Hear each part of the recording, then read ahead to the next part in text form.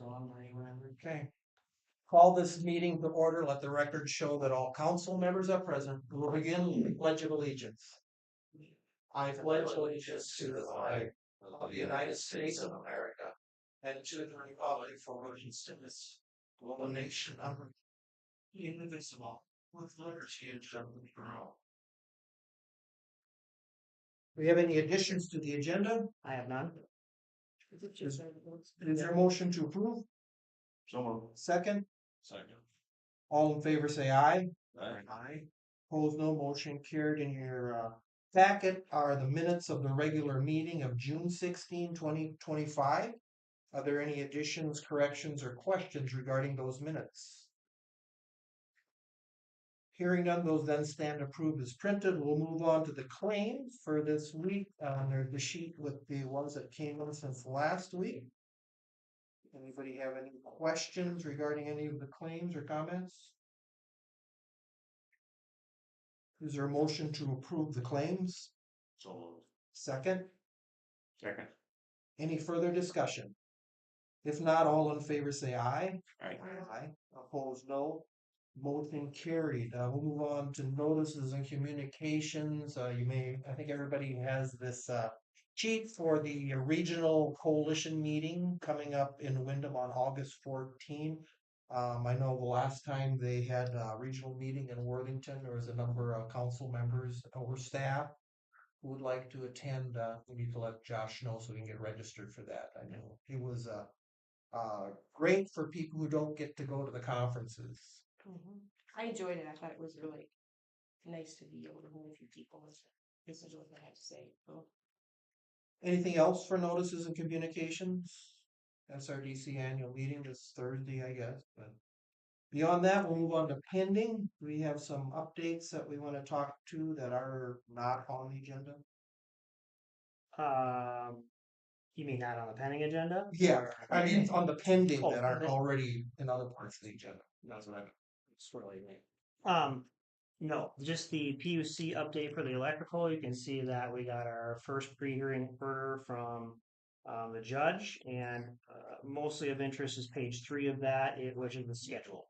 And so June 25th was the pre-hearing conference, and then direct testimony deadlines, information request deadlines, and all that. And so you can see extends into about halfway through 2026. May 11th, 2026 is when the ALJ is scheduled to have her report done by then.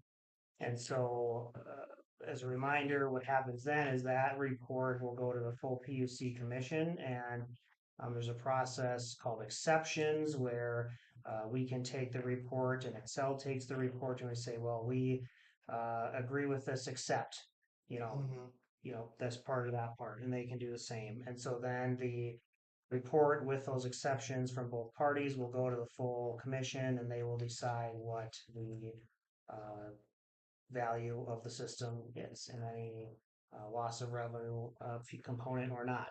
And so backing up, we have filed our first information request. We have had that kind of ready to go through Dave and Mark and Jim, and so I think 2 days after the order came out, we sent that off right away. So hoping that Excel can adequately and promptly respond to that information request, and the right to do the same thing. As of to date, we have not received anything from Excel in regards to an information request. So everything from the moment this order came out is kind of in the, it's not a direct testimony in terms of orally, it's written, but it's posted for everybody to see on the docket number on the PUC, so can follow along.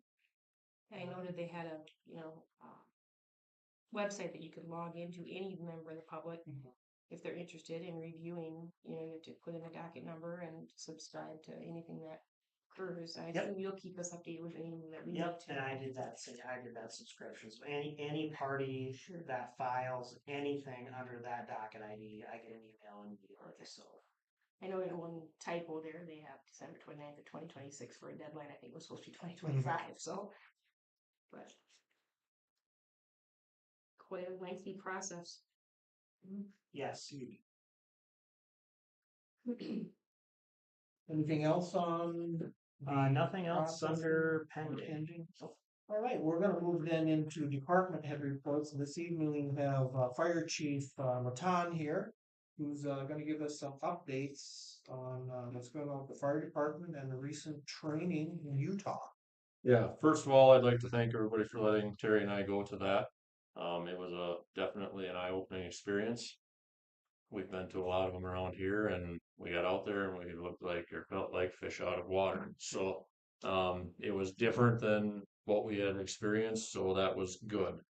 Um, we each took some pretty good little nuggets out of each class that we took. One of my big things was the generational differences in the fire service. Trying to piece how to deal with this new generation and the old generation together and make them all work together. It was a pretty big eye-opening experience for me. Um, a lot of Terry's classes focused on recruitment and retention, and the big message that we took out of it is focus on retaining what you have. If you retain what you have, you won't have to worry about recruiting. So if we have a good organization, people feel welcome there, they feel valued, they're going to stay, they're going to spread that word to the community, and therefore we're going to have people that want to be part of that organization. So I also took one that it was beyond the sirens, and I thought it was dealing with the emotional part of everything. That's not what it was. It talked a lot about um, organizations that have a lot of accidents, and it's very difficult for them to get insurance, and really hammering through that being smart when we're doing these things, especially driving down the road, how big of issue that could be if we weren't taking care of what we were doing. So some of those things we'll bring back, but I just wanted to come and kind of give you guys an update on it was well worth our time and money.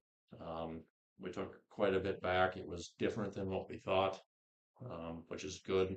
So we just wanted to thank you guys for that opportunity. So we did get, I don't know if Josh relayed that, but we did each get $800 in stipend money. So we'll get $1,600 back from the MVFC to help fund that. So, any questions?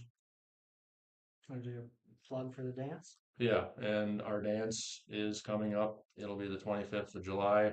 We're actually mailing out letters tonight, or they'll be in the mail probably tomorrow. Um, that'll be in Hadley. It has been in the past, and everybody come and have fun. So, Thanks for taking the time to go out and experience something different. That's like you say, that's okay. Try it. and the really interesting part is we started mingling with people, and I don't think everybody that lives in Minnesota understands how fortunate we are to live in Minnesota. We have tremendous training money coming back from the state. There were people telling us stories they'd onboard 2, 3, 4 people, and they kind of had to do the old coin flip to decide who was going to get trained that year because they don't have funding for it. And picking and choosing what they could train on because they didn't have training dollars or weren't backed by their communities. So it's very important that we realize we're really spoiled here, both locally and statewide, because it makes things easy. So, but no, thanks again. I appreciate it. Thanks for coming. Yeah. Right, we'll then move on. We have no unfinished business. We're gonna move on to new business. And we have a quote for seal coating this summer. Just got the one cool Pearson Brothers shirt.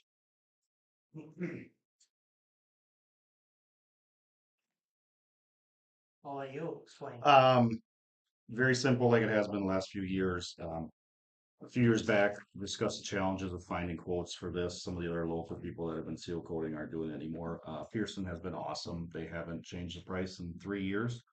And you'll notice, well, you probably won't notice, but we spent a little bit of extra money on asphalt this year, so we're knocking this down a little bit to help pay for some of that, but we still have a pretty lengthy project. So just looking for approval to bring these guys in again.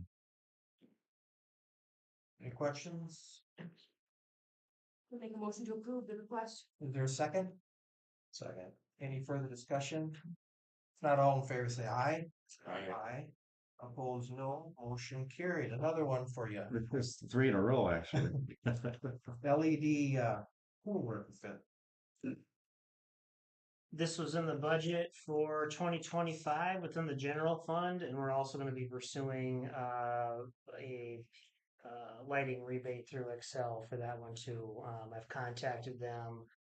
They have not gotten back to me. We're going through CEE, that same company that we had before. They kind of helped foster the process through. So 257035 through Slayton Electric, and recommend approval for that. And not much to talk about there. It's just kind of been the process we've slowly done. This is one of the last places city owned that is Refresh us what LED. parts are being replaced up there. Pretty much everything inside. We've done most of the outside lights ourselves, but the inside they'll be removing the ballast and putting in the LEDs everywhere from the mechanical room to the guard room, and bathrooms. So And I think the savings to think about that, not just the energy and whatnot, but Right. the lighting that's out there is Yeah. needing to be replaced anyway. yeah, we just had to do a ballast and we had problems because the wiring was so different than what we could find for new ballast, and we got it fixed. But yeah, it's becoming a challenge, some of the old stuff. Is there a motion? Second? Second. Any further discussion? If not, all in favor say aye. Aye. Opposed, no. Motion carried. The next item is a recommendation to remove Rudolph from probationary status. Did a 3 month review with Cole, and I just did a 6 month review as well, and obviously been in conversation with Josh about it. No issues whatsoever. Cole has been on time, incredibly reliable. Is very intelligent, the ability to decipher and take care of things that we were actually, as a group, a little surprised of. So I don't have any negative thing to say. He also is really enjoying it. Krista talked about retention, and I said one of the things that we do take pride in is the guys stay, and I think we've got a long time coming for him as a city employee, Lifer. a lifer, you could say. So yeah, Nice. very good, very excited. Here. All right. That recommendation motion. Yes, I would move to approve that recommendation. Do you have a second? Any further discussion? If not, all in favor say aye. Aye. Opposed, no. Motion carried. Last topic is discussion regarding a number of things around cannabis ordinance regulations and whatnot.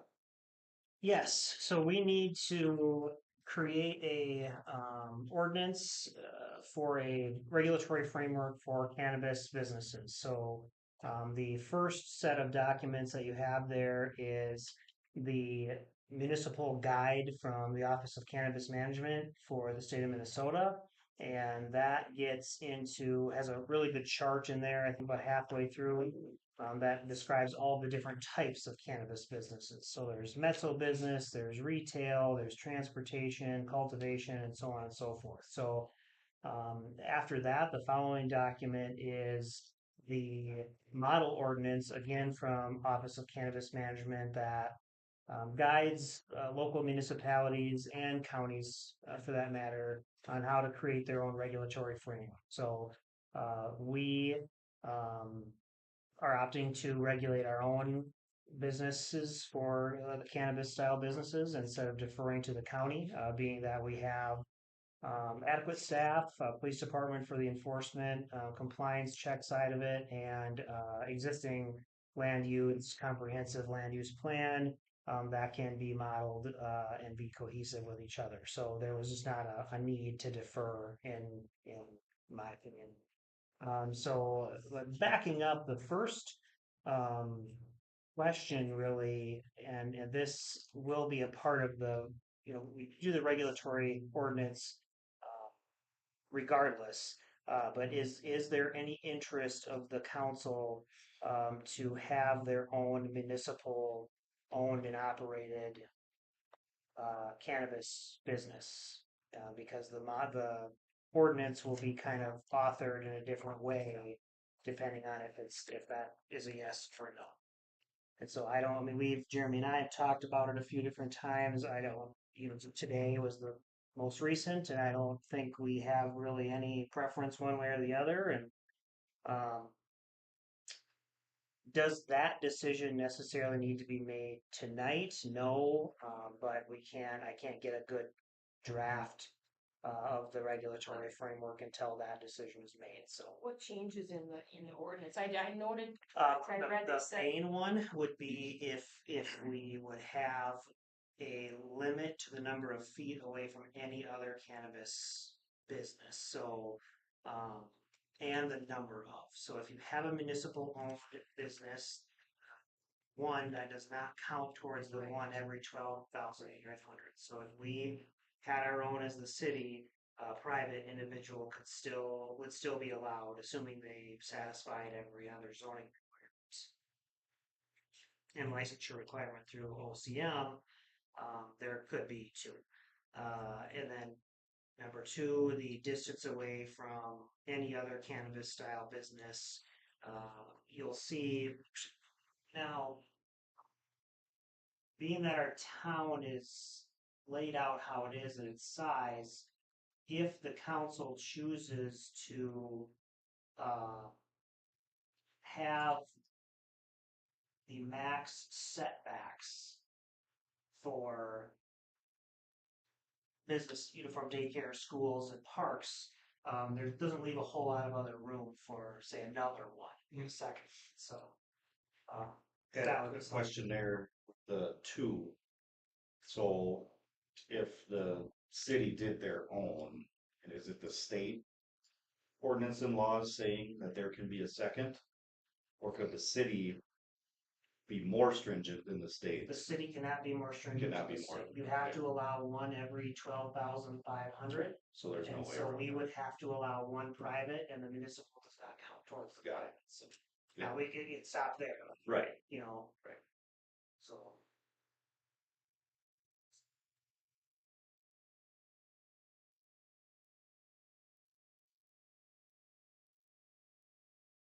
So as you can, okay, so the map on the left is the 1,000 feet around any school. So that would be, and school is defined as any public or non-public institution that is required to report to the Minnesota Department of Education for certain things. So Trinity, uh, West, and Central. Uh, That's a good question. so I would say. Reasonable. Yeah, I always forget that. It is You personal. reminded me of that, and I forgot again. So that would make, well, chances are that Explain this map. yeah. So the map on the left is the 1,000 feet from any school minus one over. The map on the right is 500 feet around any park, licensed daycare. So the green is indicating that then? Yes. Sorry. So green are no go zones. So in a perfect world, our zoning software here, Beacon, I would be able to overlap those, but I can't. So you kind of gotta try to visualize though both of those over each other. So what I meant by the Wonder World discussion is chances are being that you can see towards the bottom there, it's probably not gonna matter if it's 500 or 1,000. Could make a that circle for Wonder World. The school one's the left. Right. This What's would be the 27. They have licensed daycare too. But that's a different distance. Yes.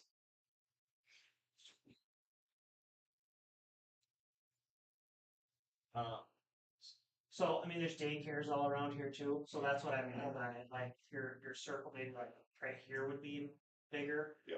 But so in a nutshell, you have like the east side of Maple Avenue from 26th to the highway, and the west side of Maple from 26th to like 20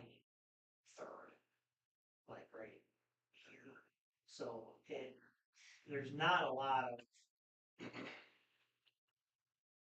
Not a lot of opportunities in town under restrictions.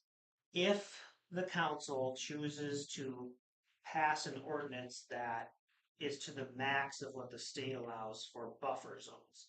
So you cannot be more stringent than the state. You cannot say, well, we want 2,000 feet from schools and 1,000 feet from any parks or daycares.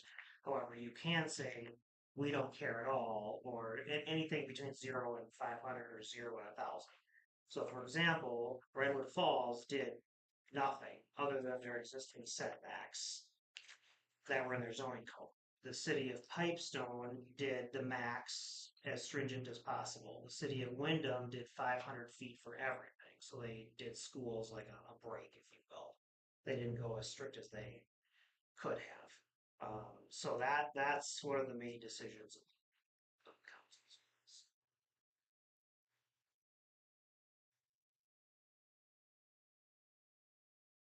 So what happens if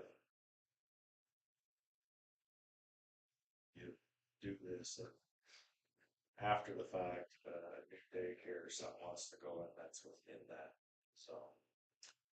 So when they apply through OCM, they go through all of their bureaucracy, and then one of the final things is OCM contacts us as the local regulatory agency and says, do they comply with all of your stuff? And then we would say, yes, they do.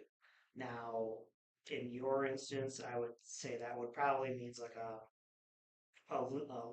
allowed non-conforming use then. So basically their grandfather so all the state and all the local, and then they didn't by no fault of their own. Yeah, so someone owns a licensed daycare to close to. That's kind of what you're thinking of, right? Well, right, but I'm just kind of looking at what the county does. For instance, like an active feedlot. You can't get a new permit for an active feedlot within so many feet of a residence. Well, the county then on the flip side, because people this is a lake thing, they want to build and develop property that is close to an existing feedlot, and the county has said, well, we don't let feedlots be within this, so you can't do within that, and then they say no. That's their rationale. Sure. Yes, I have heard of that. Exactly. I don't want to manufacture hardship for anybody. Well, you're manufacturing a hardship for somebody regardless of what you're. That's what I mean. Right, For so- it doesn't matter whom, you don't want to manufacture hardship. That's for the question. And what are our current liquor setbacks? I don't know that off the top of my head. I don't. Yeah, I can't. That includes churches too in there. Right. So that's That's not included. Are schools in liquor? I don't know. But I know daycares and churches are, and churches are not in cannabis. Right. So- What I was wondering is, if there would be some way to make those kind of uniform with each other.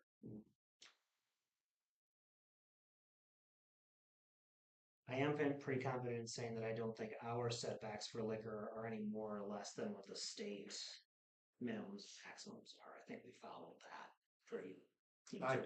I was just at League of Minnesota Cities conference, and I visited with the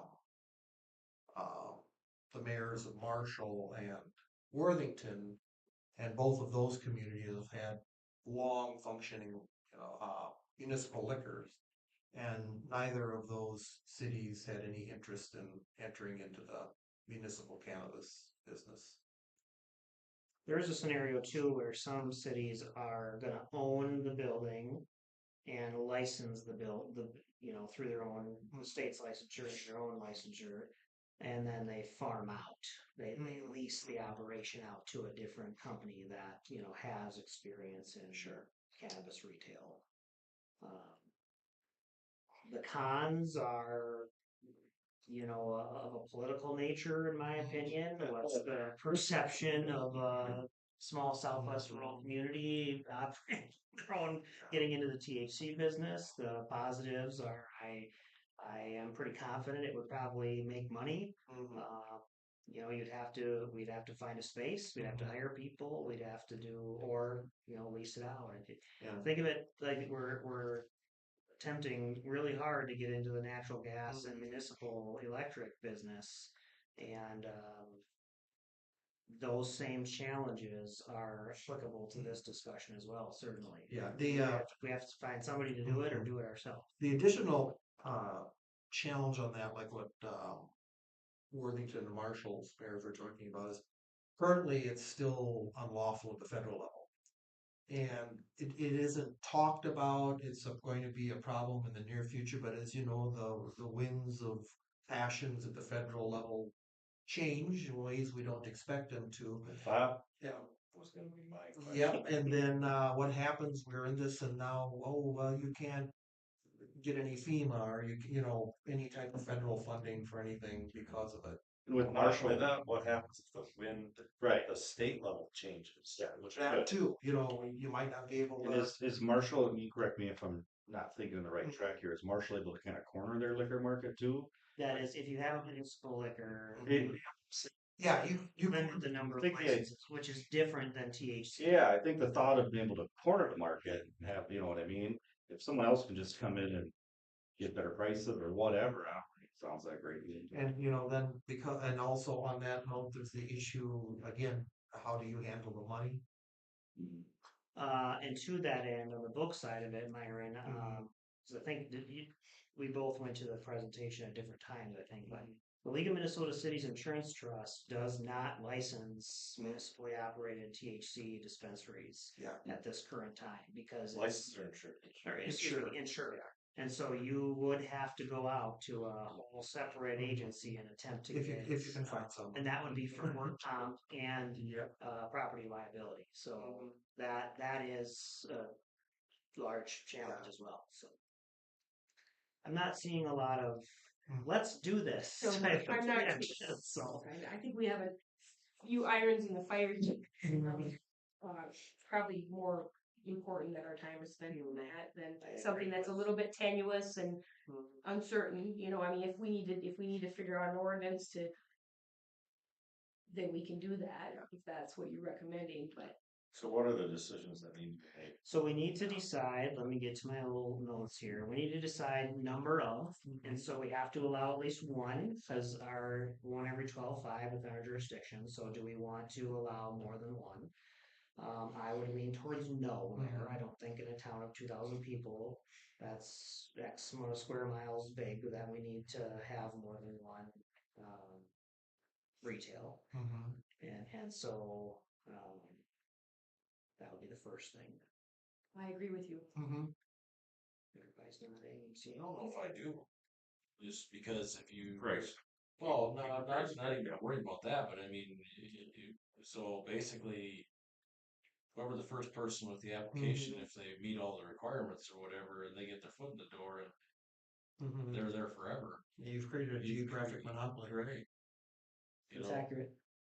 You know. So Marshall is allowing 2. Pipestone is allowing 1. Redwood Falls is allowing 1. Wyndham is allowing 1. And those are the examples. The Murray County is allowing 1. What do you mean one? Murray County? Within Murray County, doesn't. One total period? Right. So I don't think you were in the room yet. Like so the Excluding the municipality. right. So it doesn't go by county or municipality. It goes by jurisdiction. So we are having our own jurisdiction, and so we would have 1 and they have 1. Now ours would satisfy their 1, but not vice versa. If somebody had 1 at the lake, that would not. We would still have to allow 1 because we have our own regulatory framework. So, but if there was one in the city of Slayton, could someone put one in Curry? No, not if the county didn't up their number. That's interesting.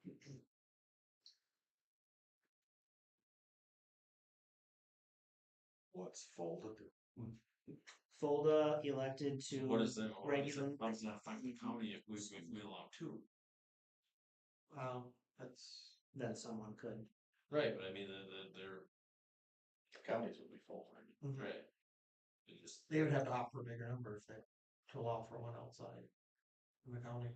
Oh, I see. Yeah. What you're saying. Right. It wouldn't It wouldn't. affect because we have a. yeah, You know, they just have more than one, but they'd only allow. Yeah, whatever.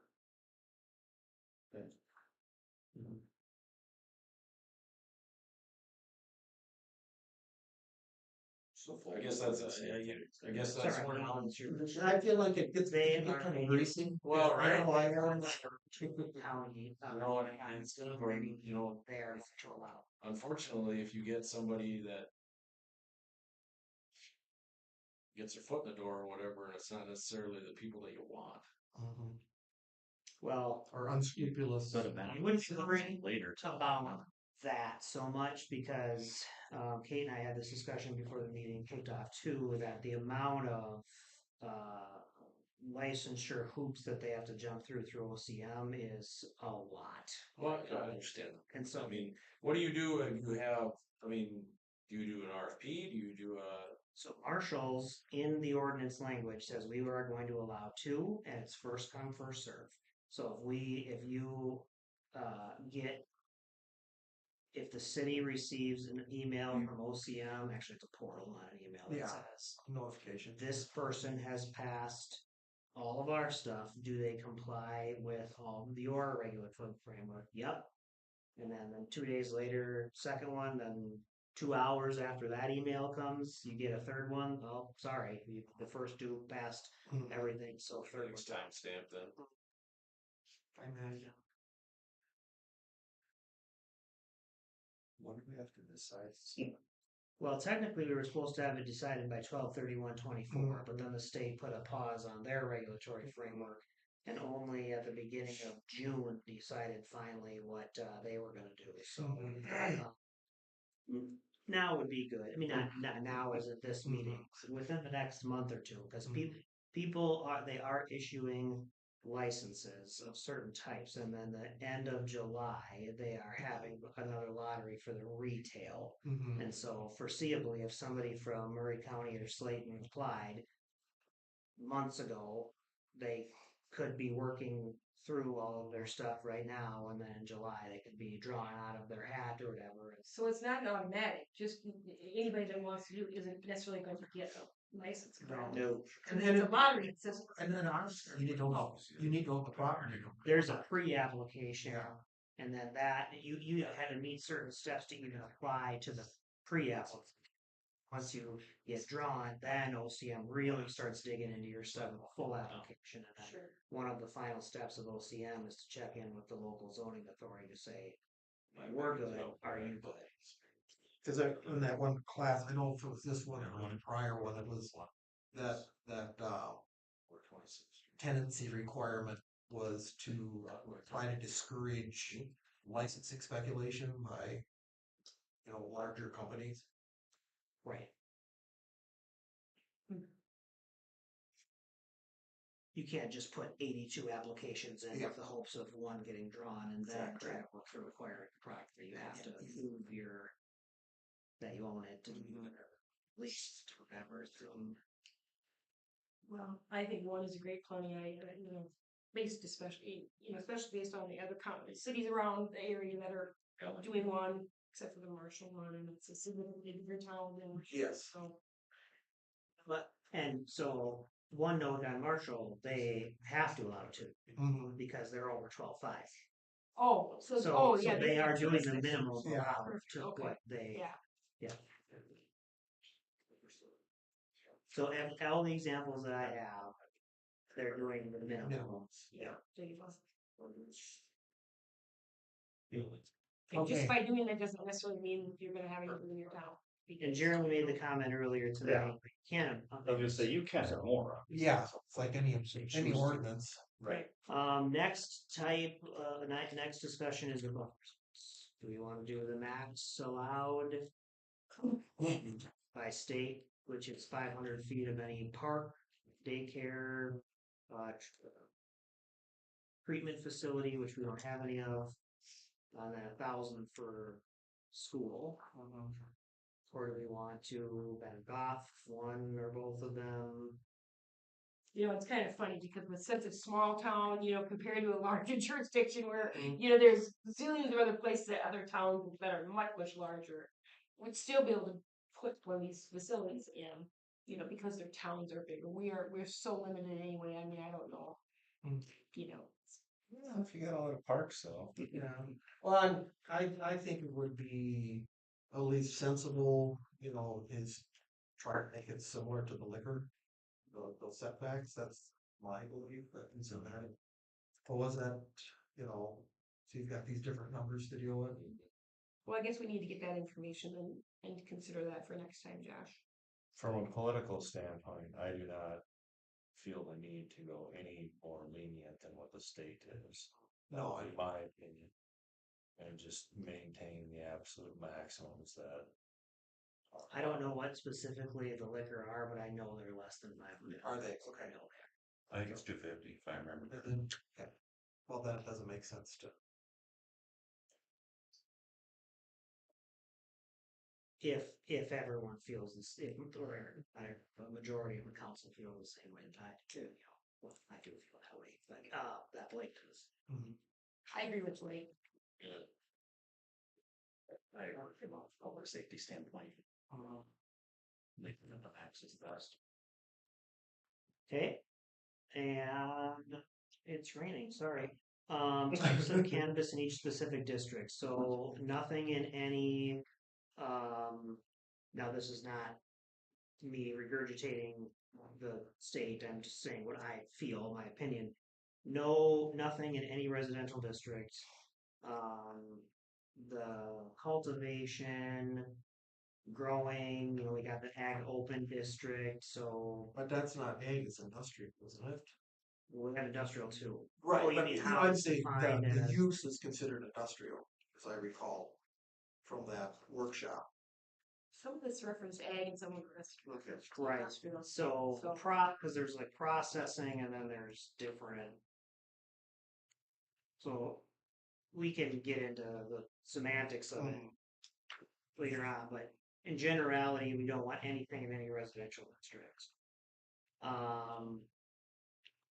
The heavier type of things, processing, cultivation, whatever, that could be an industrial.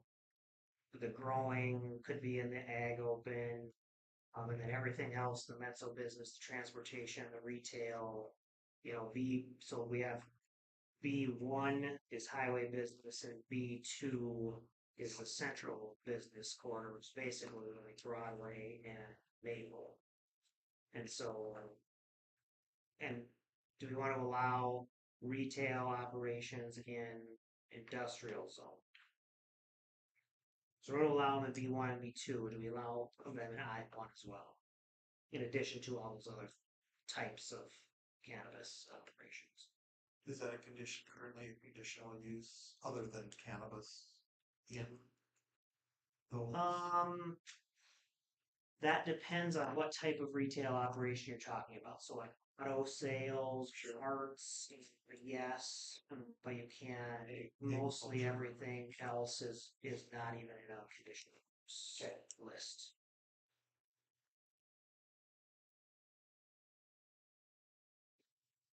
Yeah. Does everyone agree with kind of my general summarization there, or is something jumping out? Yeah, like There doesn't be a lot. It's true. Saying. I would say my opinion is that retail does not need to be an industrial. Because what does that mean? What's the highway? B1 highway business. Strip term, yeah. I think retail could be limited to B1, B2, and we'd be just fine. The state doesn't allow you to say they're not allowed in any of the district. Thanks, Leslie. Yep. Agree? I think where do we allow tobacco and alcohol sales? Those areas. Same. Right. Yeah.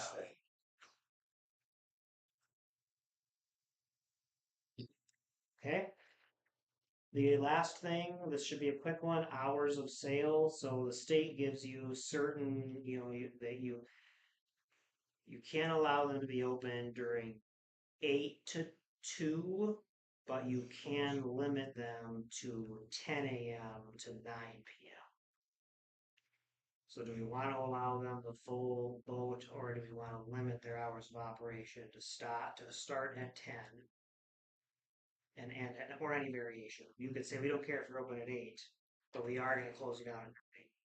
Or you could say you're gonna open at 10 and be Why able did to the state your your time. time first 10? Liquor's not 10. Liquor can be 8. 10. It can be. Right, the only day they limit is Sunday. 11 o'clock till 6. That's the only For the day. open, that's what you're talking about, yeah. There's like a hurry, it's the shut. No, that's state. The 10. We don't have hurries on times for liquor. Well, just the Yeah, go ahead. Just yeah. that's 1 a.m. and Yeah, why did they're saying that you can't sell pot after 9, but you can sell booze No, till no, 10? no. The state says 2. We can Oh, ask. 2 a.m. We can I allow. don't even 2 p.m. No, That's you what I have- thought you meant to. So Sunday's a little bit more limited, but for the state of what you can allow. But the state, if you don't say hour restrictions, is 8 a.m. to 2 a.m. Oh, no, I Oh, don't, I do it the same as the liquor. yeah, I don't think we We want. want a liquor, so Liquor's 8 a.m. till 10 p.m. okay. You There can again, limit it down to 10 a.m. to 9 p.m. There again, I'm gonna say the same thing I said before. I don't feel that there's a need to be lenient than what the state allows and be the most restrictive on the hours. So From a law enforcement standard and everything else, I just don't feel the need to that. I don't think it's going to irritate any large group of people either way. I would tend to lean that way as well, maybe for a different reason. And the reason is only if we're going to be doing compliance checks, and this is maybe a stretch to, if you know that THC is 9 and everybody else, that you have that window of, okay, you're allowed to be open, but you're not. So I only need to focus on one type of, you know what I mean? You see where I'm going with that, Jeremy? I don't know if that's a big deal or not because we don't have hundreds of liquor or THC establishments in this town. So, yeah, and I don't, whether it's liquor or any intoxicating substance, the later you get, the let's see, nothing good happens after X o'clock. So, it's just, but that's not a hill. I'm certainly whether it's 9 or 10 or 2. Well, I'll say this: I don't think 2 a.m. No, I don't think. I don't think it needs to be open after 10.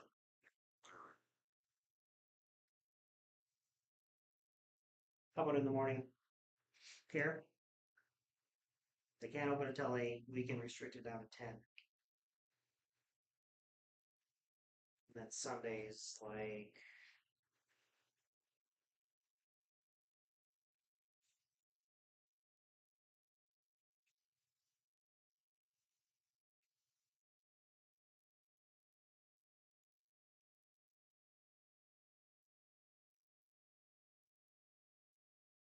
And state law limits the retail sale of cannabis flower, cannabis products, blah, blah, blah, to the hours of Monday through Saturday, 8 a.m. to 2 a.m., and Sunday from 10 a.m. to 2 a.m.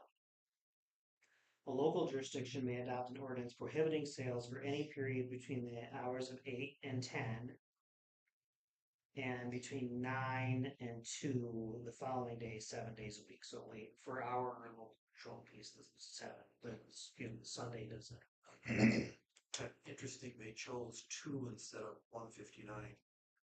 So if on Sunday the state says they can't be open before 10, I would just lean towards saying, well, you could be open 10 to 10 every single day. I think that. That makes it simple. What's the state throw out for holidays?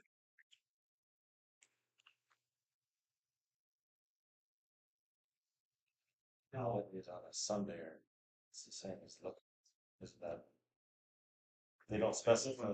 The only one, what used to be we couldn't be open Christmas and that, but now you can be open everything but Easter Sunday.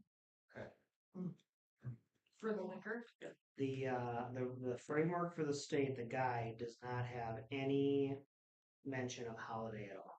So I think you're allowed to sell cannabis whenever you want within the hours. Mhm. State 10 to 10, that's what we're going. I guess that makes sense. I think that's easier. It's uniform every day and, Okay. So that's it. I don't think I missed anything in terms of kind of the choose your own adventure as through the guide here. So I will get a draft. I'm not going to post for a public hearing quite yet. We'll let the council review the draft, and if the draft looks good, then we'll move the legislative process of adoption from there, public hearing and all that. So Sounds good. that's all I got. okay, anything else? If not, is there a motion to adjourn? Second?